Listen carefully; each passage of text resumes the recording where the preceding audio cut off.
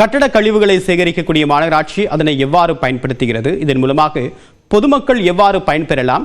கழிவுகளை அகற்ற எப்படி உறுதுணையாக இருக்கலாம் என்பதை இந்த தொகுப்பில் பார்க்கலாம்.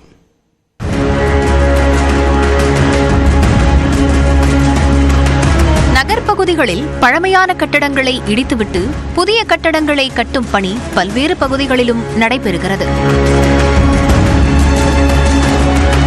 சென்னை மாநகராட்சிக்குட்பட்ட பகுதிகளில் தினமும் 2000 டன் அளவுக்கு கட்டடக் கழிவுகள் கொட்டப்படும் நிலையில் அவை பெரும்பாலும் பொது இடங்களிலேயே கொட்டப்படுகின்றன. இதனால் போக்குவரத்து பாதிப்பு, சாலை ஆக்கிரமிப்பு, சாக்கடை அடைப்பு உள்ளிட்ட பல்வேறு சிக்கல்கள் எழுகின்றன.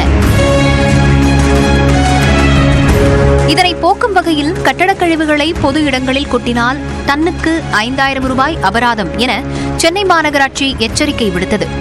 மேலும் கட்டடக் கழிவுகளை அகற்றவும் புதிய நடைமுறை அமலுக்கு வந்துள்ளது.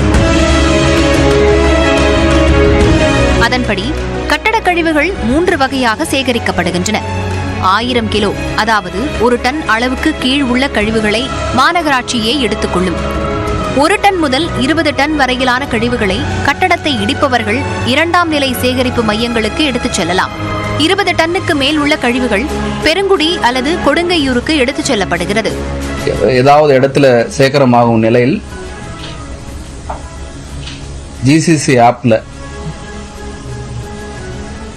நம்ம ஜிசிசி அதிகாரிகள் பார்வையிட்டு அதில் பதிவு செய்கிறார்கள்.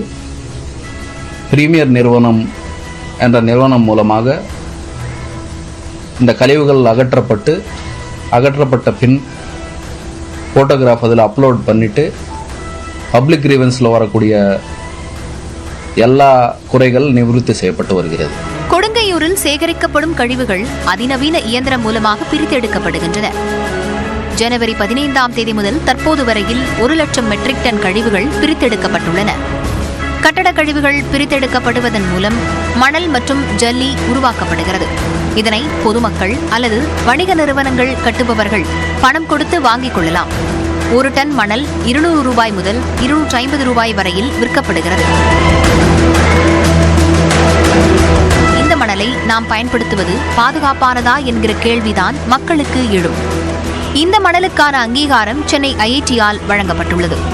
ஆற்று மணல், எம்சாண்ட் ஆகியவற்றுக்கு அடுத்தபடியாக இந்த மணல் பயன்படுத்தப்படுகிறது.